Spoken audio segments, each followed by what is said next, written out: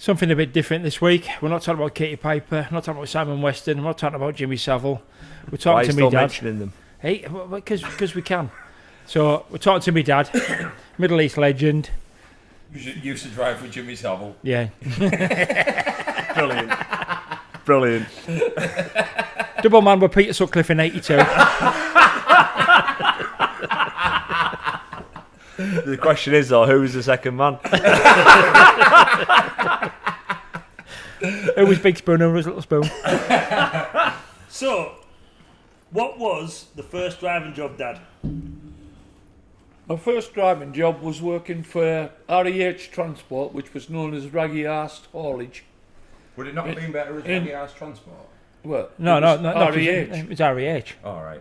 In 1971. Well, fucking hell. I've been at work all day. The truck I got was a 76 Varbis, and everybody else I knew Scania 110s when they came out. And the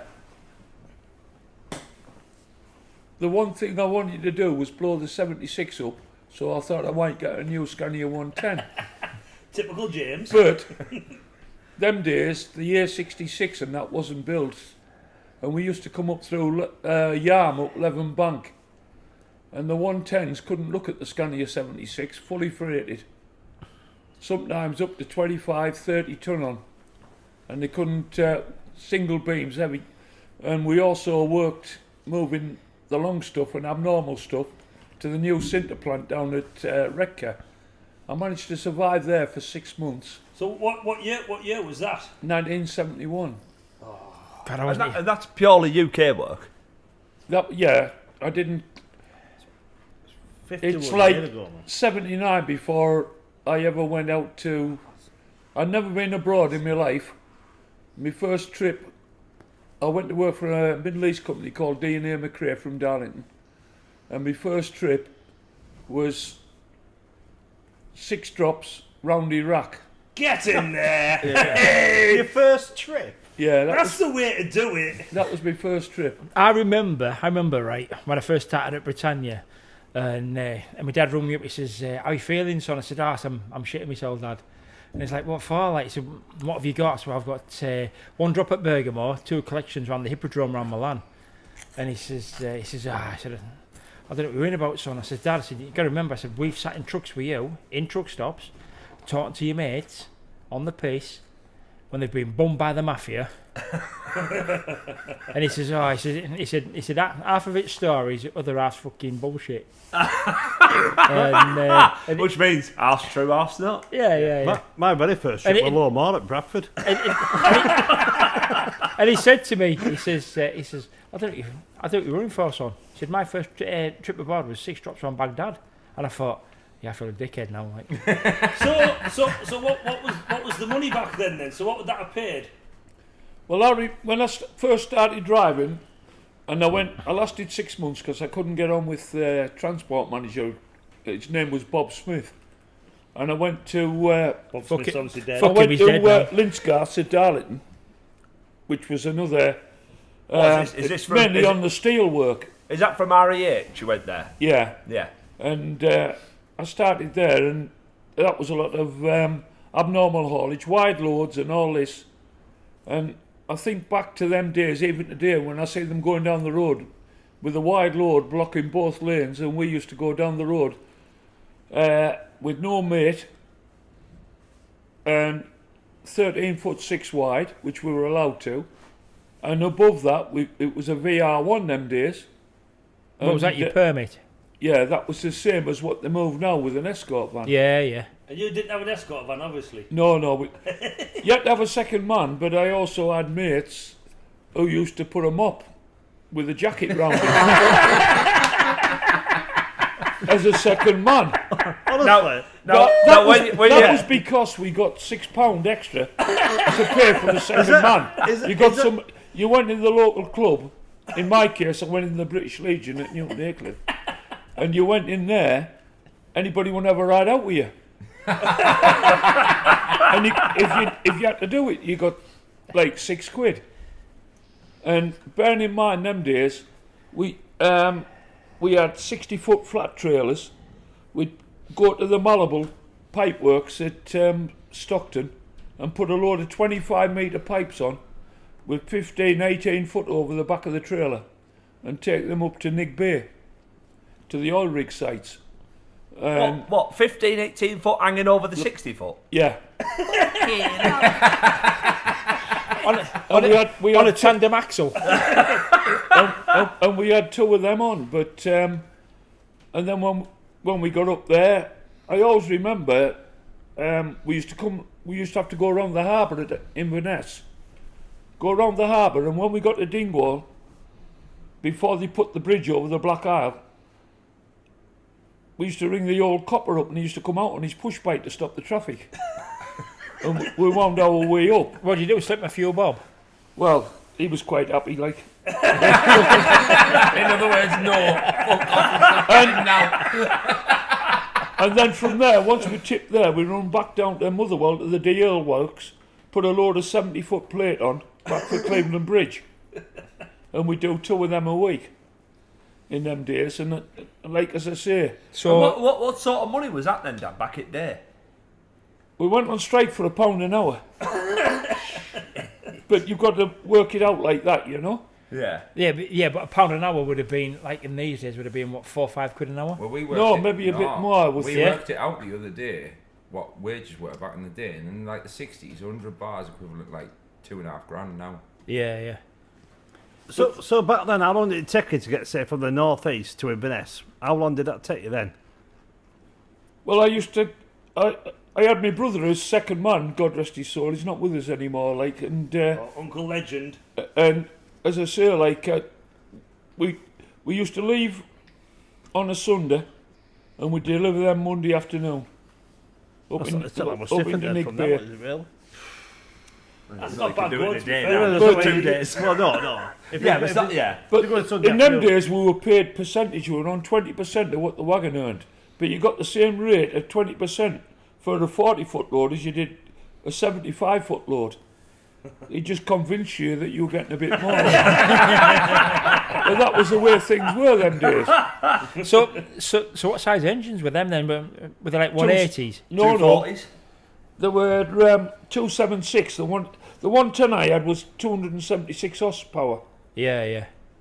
So what gearbox would that have been? What, 3/3? No, 10 speed, 5.5. Yeah. 10 speed box on it, splitter. Is that a single split or twin split? No, Scania 10 speed box. Yeah. 1 to 5, then up over. Yeah. Do you know, right, I remember as a kid, Dad, right, when you worked at Charlie's Angels, and I remember being laid on the bottom bunk, and you had that 111. That was the number of it. It was as well, yeah, The cab 111. number. Yeah, cab number was 111 as well. I remember being laid there on the So it was bunk. 111. Yeah. That's pretty cool, isn't it? So- I think you had a photo of it, didn't you? Yeah, I've got a photograph of it, yeah. And I remember being laid on the bunk and watching him work the gearbox. And it was just like doubling the clutch and all that. And like, I think to myself now, you've got drivers now that can't even drive You a can't manual. change any gears. No. Oh yeah, No. if Jack went with you now, he puts it in D, and then you go. No. Oh no, he's got a manual Scania. don't- He's got a manual Scania. I've got a manual Scania 3/3 twin split. He hates every minute of it.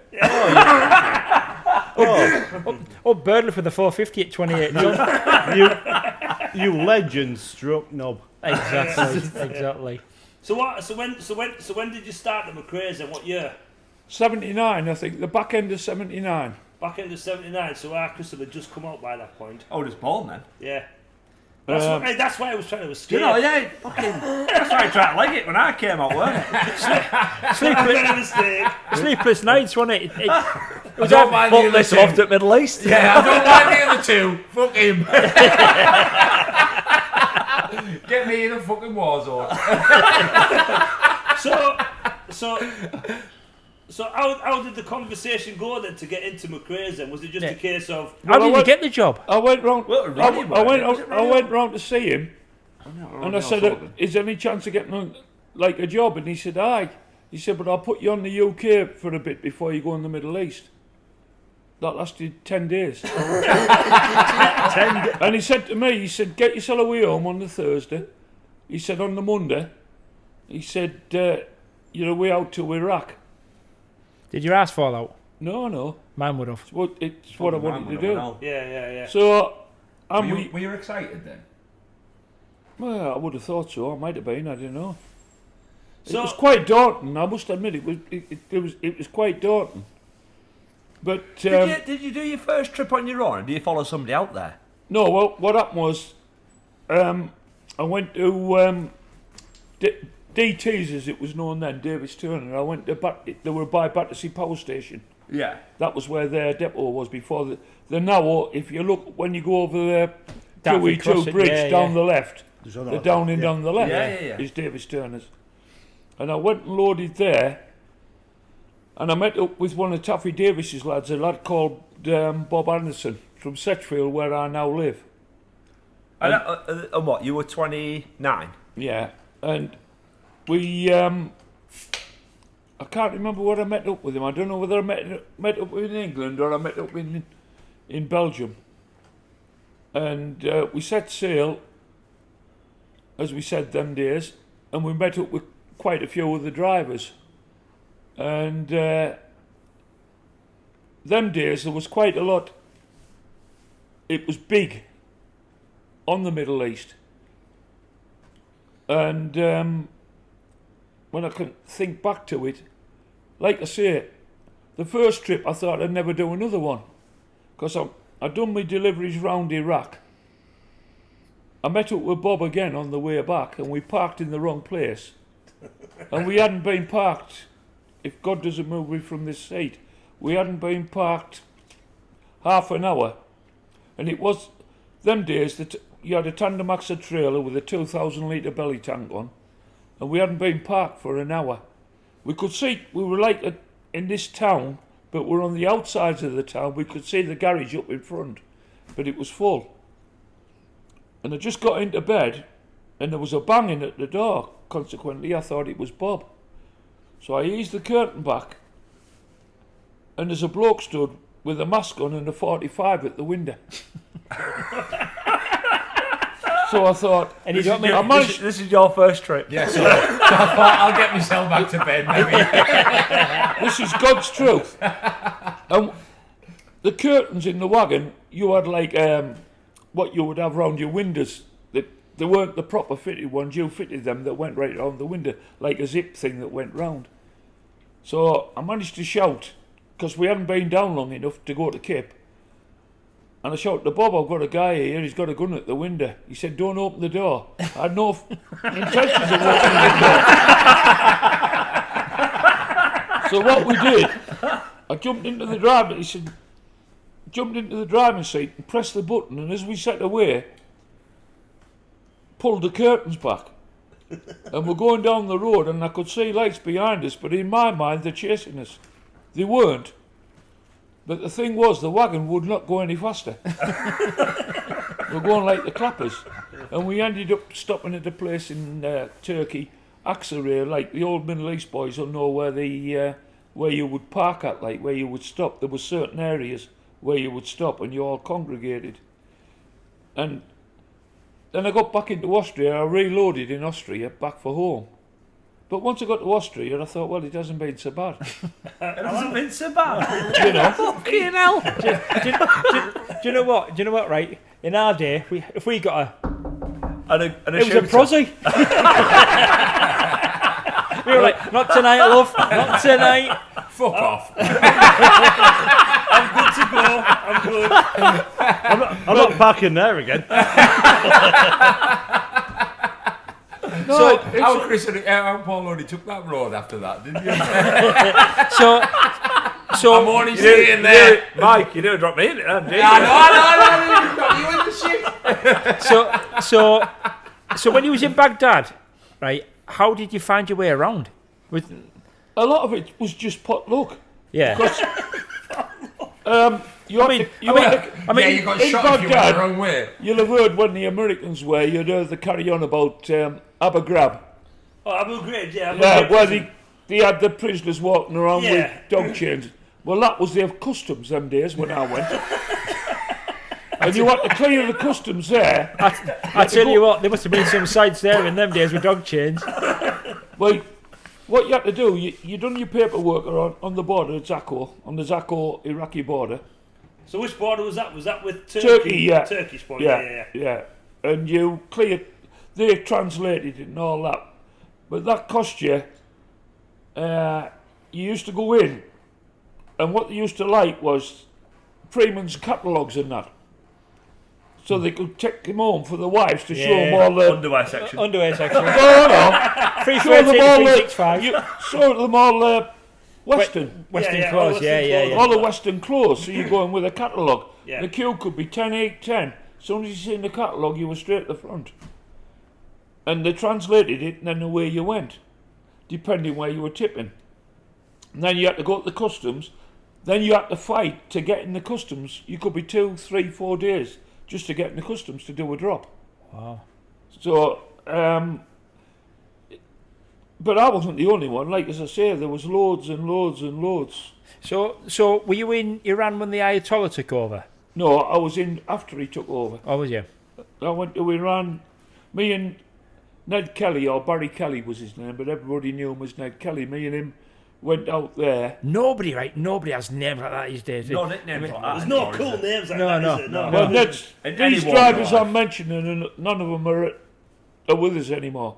Or is he passed on? Well, Yeah. I'd have thought so, like, if Yeah. he's not with us no more. Another He's not on holiday in Spain, like. another Darlington It could be, you never driver know. was like as I say, his name. You lost me track now with the name of him. Morris Gray. Morris was an owner driver, and we used to meet up all the time. You know, different drivers. But the one thing about the Middle East that I can honestly say, that if somebody was broke down, if you were changing a tyre, you'd have 5, 6, 7 wagons stop, and if they couldn't help you, the kettle went on and a bacon sandwich or whatever. But So they all look, I they, can they, honestly they all look say after each other. that if you ever passed anybody broke down, when you got back, you would never go out again, because your name was absolute shit. You never ever left anybody. So- Even if you couldn't do anything, you could stop. There was some drivers that had been stuck a week waiting for repairs to the truck. They might only give them a tin of beans or whatever, you know, give them some what Just- you've got to spare, like. Just something I had keep to be it going. sociable Yeah. Yeah. and make sure he was all right. Yeah.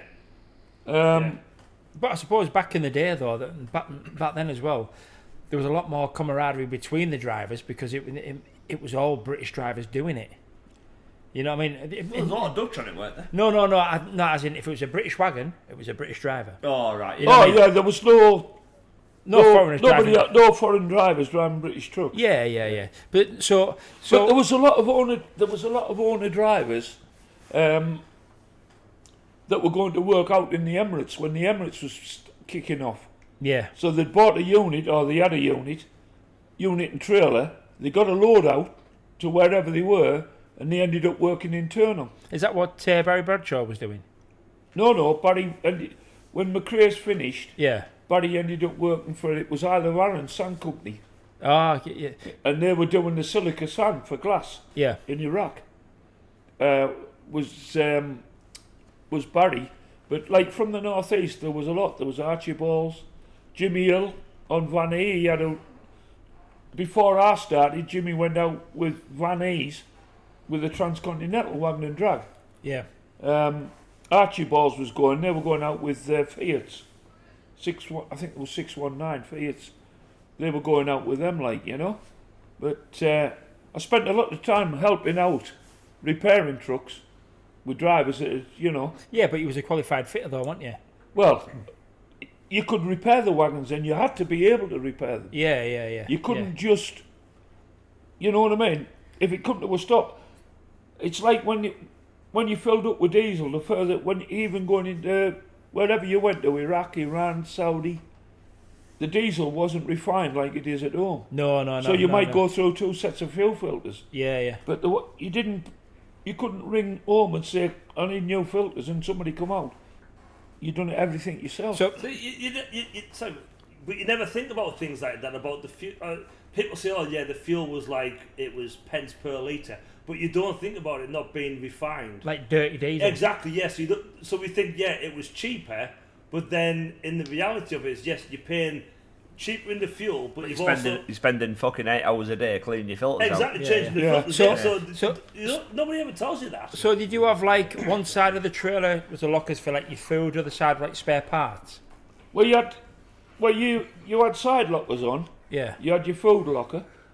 You had a 2,000 litre belly tank, which was filled with gas oil, Yeah, yeah. red diesel then. Yeah. But you couldn't use that till you got out of EU. Europe. Yeah, yeah. Once you got out of Germany into Czechoslovakia, Yugoslavia, then you could use it. Is Yeah. that the old? Is that the old? Yeah, no, it's not. Red the USSR. red diesel. No, once you get out of Europe, out of Germany, Yeah. then you're dropping into like the Russian territory. What, No, like, no.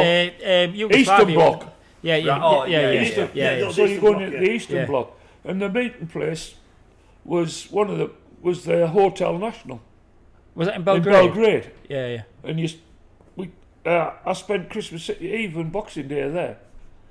Christmas Day? And that was on the way out. and that like He you doesn't know? remember Christmas Day. He was an arsehole on Christmas Day. He just had Christmas Eve and Boxing Day. So, yeah, sorry, Dad. I know it's obviously it's a bit of a weird subject, this, right? But when you get your first Middle East driving job, right? How do you go home and say to then the current wife, oh, by the way, I've got a new job. See you later for 3 months.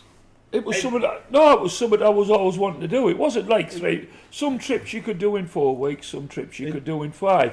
But when you come back, depending how busy, you might only be home 4 or 5 days, then gone again. Yeah. He didn't Right. tell him, just went, I'll see you Wednesday. They rang Wednesday, I'll be on Friday. Rang Friday, went, oh, it's Just gone pop wrong. to the shop. Just pop into the shop. It'd be a tough sell now for any driver to do more than 5 nights out, wouldn't it? Yeah, well, Yeah, yeah. like as I say, if I got a milk run, I'd tip in Iraq, then into Jordan, do a drop in Amman Customs, That's like should have done then like down 2. into Saudi. It And does then make- maybe it do does make one it in sound Brit- like 2 Tesco's, don't it, down in Yeah. Dagenham and Yeah. Well, Saudi, you get to Haditha, and they take the load off because they're looking for anything they can. I always remember there was a lad called Terry Todd, and he worked for Funstons. Now Terry was in the band Shawaddy Waddy. I don't know if you're ever. It was in Yeah. Shiwaddy. Yeah, Terry Todd. And Terry Todd had a broke doll under the bunk. Shiwaddy, is it? Yeah. And Terry Was that So- a double man? Todd had a Bit like a flashlight now, wouldn't it? had a bloke doll under the. If I remember correctly, it might be wrong. He had a bloke doll. If not, And the fuck him Saudis anyway. found Just it. covering his back in case his wife's blow still it alive, up. innit? They blow it up, put it against the wall, and got all the drivers out and machine gunned it. You know? Is that a euphemism, Dad? Yeah. Well, no, genuine. And Arthur Kindred, who worked with me at McRae's, and Arthur had more experience than me and done it a lot longer. Arthur's still going today, like Arthur's in his 80s. Yeah.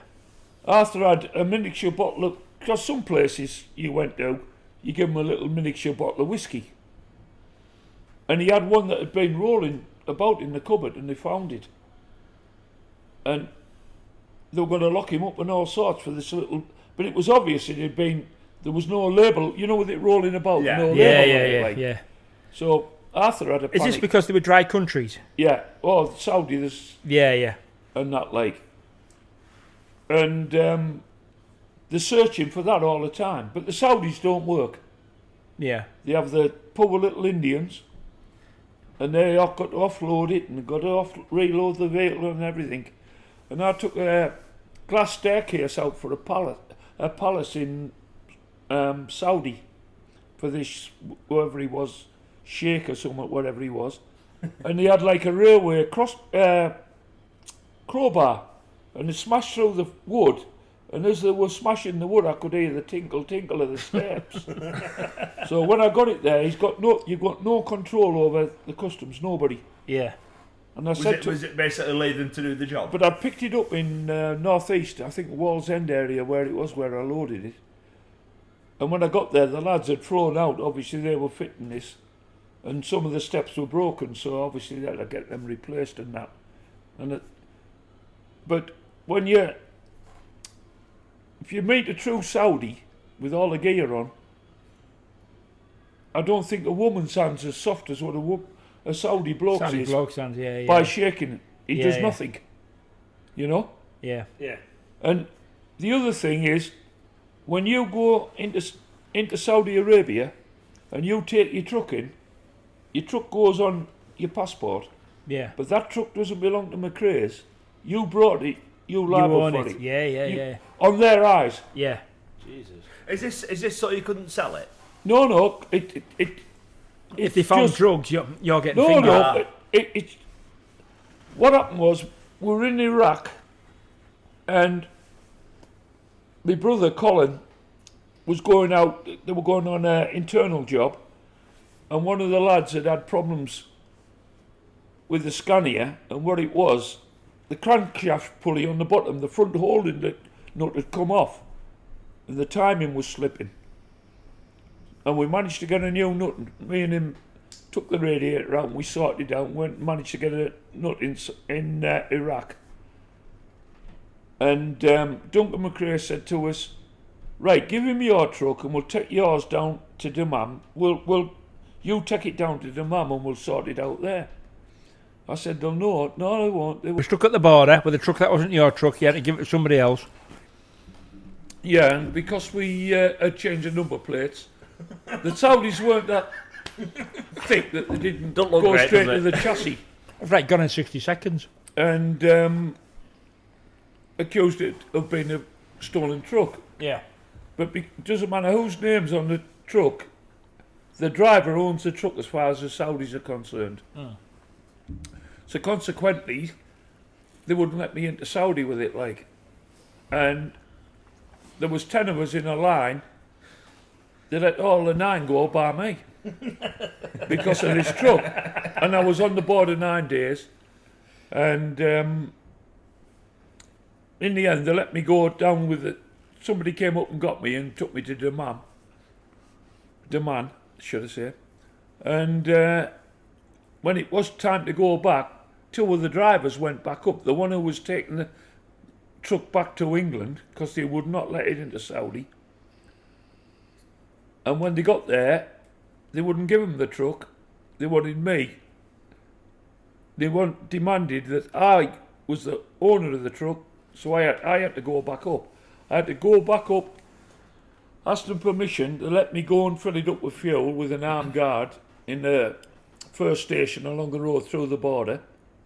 And it was 100 litres of fuel worked out about £1. I think it was just over £1 for 100 litres them days.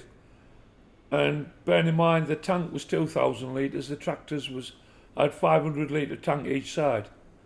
So that was enough fuel to get you home, no bother at all, without buying any expensive fuel. But consequently, you had to change the fuel filters a couple of times. But that was run of the mill. Them days, if anything went wrong, you repaired it. If not, you were sat there, you were stuck, so you had to repair it. And I'm assuming then, if you didn't have the parts, somebody would stop and you'd share parts or whatever you've got, or well, I remember I was at the Hotel National was Arthur Ridley, who worked with me at Allison's Transport in Darlington when I finished with the Middle East. Arthur had snapped a half shaft, so another driver had a spare half shaft when I got there. As you do. So I borrowed his half shaft. They were flying one out to Belgrade Airport. And I went down, shoved the half shaft in, brought it back to the Hotel National. And instead of taking it out again, I give the lad the new one. And there was another lad I pulled in there. It was on Maverton's, I think he's Jeff Banks, I think his name was. He had a F12 and cam follower came out and bent the push rod. And he went, there was a place over the back behind the Hotel National. where it was a bit of a scrapyard, and he went and got a push rod out of an 89, and I fitted that, and he was over the moon the way he went. But everybody helped everybody out. You didn't leave. If you could help somebody, you helped them. And it was also the same if you were stuck. But fortunately, I didn't have them sort of problems. Was it all new tackle then at McRae's? 2-year-old, I would think, on Yeah. average, 2-3-year-old. So a big. You done 10 trips a year. Was 10? 10 trips, 10 round. Not depending where you went to, you know. Yeah. So a big question that a lot of, and I'll use the phrase carefully, young whippersnappers always seem to think is Young in the 40s. No, because obviously trucks back then, you know, like you say, you could fix them on the bounce, you could fix it on the hop, like that broke, we'll fix it, we'll repair it, we'll change You it. weren't fixing out now. No, so a lot of people always, especially I see it on Facebook and what have you, is in your opinion, could a modern day truck have done The same job. the same job back then? So like as an example, I don't think they'd have stood the wear and tear. Could your TI have done Because what you did? bearing in mind the state of the roads, yeah. I don't think that. Is it because it's more because like modern day trucks now, it's all electronics and everything, ECUs, Yeah. but whereas back then it was more mechanical, physical side. of Fucking hell, things. mate. Well, when you had you- a brand new when- XG fucking daft that was shit. And it couldn't handle tarmac, never mind desert. It lasted 6 fucking Well, weeks, it were knocking its bollocks off. I think the biggest problem is now when you fix the wagon now, you have to plug a laptop into it Yeah. to tell it that Yeah, it's but- fixed. but the- That's probably the the- biggest problem. The thing is, though, right? You know, Chris, right? Been on the spanners, right? And He's a it's fucking no spanner. disrespect to any mechanics. I'm going to he's upset a them now spanner. anyway. I'm going to upset them now, right? Is back then you had to you'd repair something. You wouldn't just Replace. replace. You'd literally go right. I've got to fix this. I've got to repair it and make You'd have it to get you work. back home. Yeah, Yeah, to get yeah. you back home. Yeah. So I would repair it. Whereas now, Where do you think the term budget came from? Middle East drivers, weren't it? So I remember breaking down in Switzerland when I was at Caterham's, and I had back in the the day, 06 Magnum, and the Water pump. Is it a water pump? water pump had oh. gone, and I rung Dad, and Dad said just take the cap off. It won't pressurise the system. It'll go through water, but it won't pressurise the system.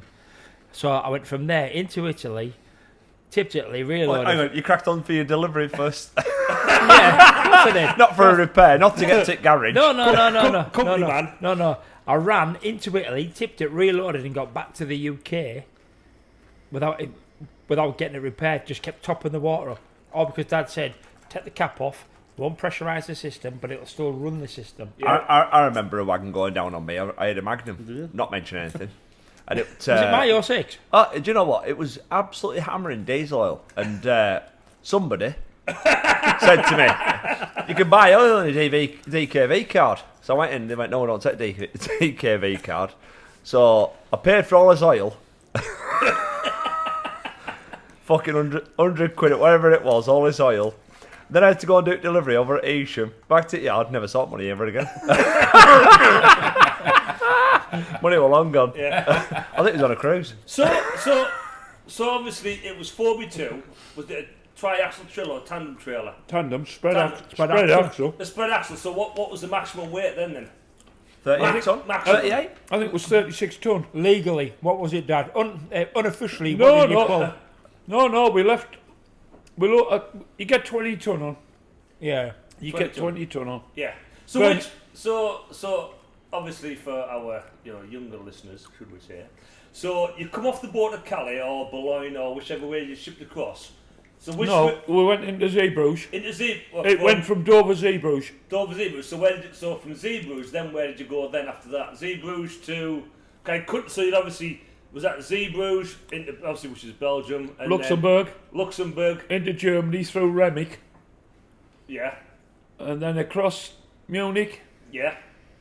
Into Austria. into Austria, Yeah. into Spielfeld, Yugoslavian border, it- Maribor, Yeah. Zagreb, Right. Yeah. Belgrade. Mental, innit? Yeah. Which is Belgrade. That was Yugoslavia, Yugoslavia, which obviously now is Yeah. yeah. and down to Bulgarian border. I can't remember the names of them all. Yeah. If you go in Bulgaria, you had a choice. Because sometimes we used to have a detour, because we used to stop at it. You could go Bulgaria into Turkey, Yeah. Kapik, Yeah. or you could go through Greece and Uppsala. Right. What was that? Was that via Ancona though? Any? No boats, no. Overland. Oh, give off. So you Cost money. used to get down to Nis Yeah. and turn right. That took you towards Greece. Yeah. And He's you only go saying right that to across the Greece coast on of Ancona Greece. boat. Yeah. We used to stop at a place called Kavala, Right. because it had a beach and that there, like. Yeah. And we were there. There was about. I always remember. Down it. there in Up Pants. I always, I like the fact that he just describes countries as turn right. This is what I mean. It's mind-boggling, isn't it? I always remember we were there when Charles and Dad, we all were together. I think it was about 6 of us on McRae's. There was a bunch of us. And we said we're going to have, Charles and Diana were getting married on the wedding day. Was that 82? We were born. I can't remember the Is it the a day. good one? Yeah. And we were going to stop at Kavala on the beach. Yeah. So you had like the beach front, you got all the wagons on. Yeah. 81. And so we, and if I always remember it, you could get a kilo of king prawns for next to now. Like, I'm pleased you said King Prawns then. I'm pleased you said Anyway. King Prawns. I was wondering we've all what had a was good, coming. we've all had a good drink, and Arthur Kindred, because we ended up stopping an extra day. Yeah. Arthur drunk a bottle of brandy or 2/3 of whatever he drunk. Yeah. Decided he wanted to go for a swim. So he dived into the sea, but the fucking tide had gone out. And what a state, honest to God, what a state. Anyway, we picked him up and threw him in the cab. Next day, he couldn't move. So we had to have it was only by, if he hadn't have been drunk, he wouldn't have done it, I suppose. Yeah. But he'd have been seriously injured. Yeah. It was only because he was drunk and Yeah. More relaxed. there wasn't much skin left on him. He was in the monkey, you know what I mean? Yeah. So, and then we set sail from there. You went down to Uppsala, Yeah. then across to Istanbul, Yeah. and we used to stop at Londra camping. Oh, here we go. London camp. Come on then. So was that like a massive TAR park? Well, it was a mud car park. It wasn't tarmacked or all like that. Yeah. But then you had all the university buds, lassies and lads, Gap years. gap years Yeah. on top deck travel. Oh, London Oh yeah, double decker buses. I don't know if you heard of them. Yeah. Top deck Right. travel. Yeah. Top deck travel, and they'd go to Kathmandu. Yeah. Yeah. One was a drive. The way there was, everybody drove, Yeah. but there was a mechanic there to keep it going. Yeah. You'd have an old Gardner engine in it. So obviously, we've heard, you hear all the things about Londra camp and everything. The way people talk about it, it's like it was the be all and end all. It was the bomb. Was it like Harry's? It wouldn't be as quite as good. I'm right. Yeah. I'm all right. Yeah. Yeah, it wouldn't be quite. No, I mean it was a meeting place. You had every nationality, you name it, including the Turkish. Yeah. You know. Yeah. But what you done there, them days, like you say, you haven't got phones or anything. No. You got a telex them days. Wow. Come through on the telex. Yeah. Where you were reloading, you sent the one home, arrived at Londra camp and arrived here. Yeah. Possible ETA in Wherever. Baghdad, Yeah. in Tehran, Yeah. Saudi. You know, let them know as you were So going. a lot of that back in the day, then it was all built on trust.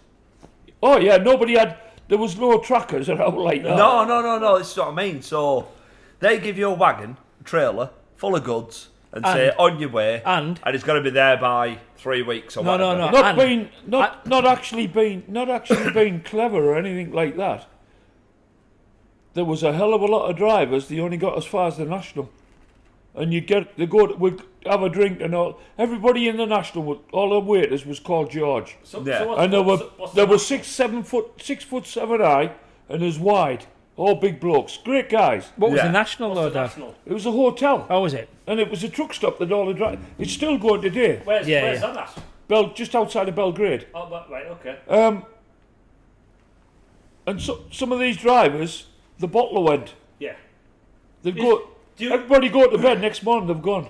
Now, They've got Yeah, to lift yeah. back. They've dumped the wagon. What? Yeah. There was quite a lot of that. Leave the lot. Yeah. Grab a They've- lift. They've Gone. dumped it. Yeah. The bottler went. now do you? It's not. It's like It takes a certain the kind job of I'm man, doing doesn't it? now, Yeah.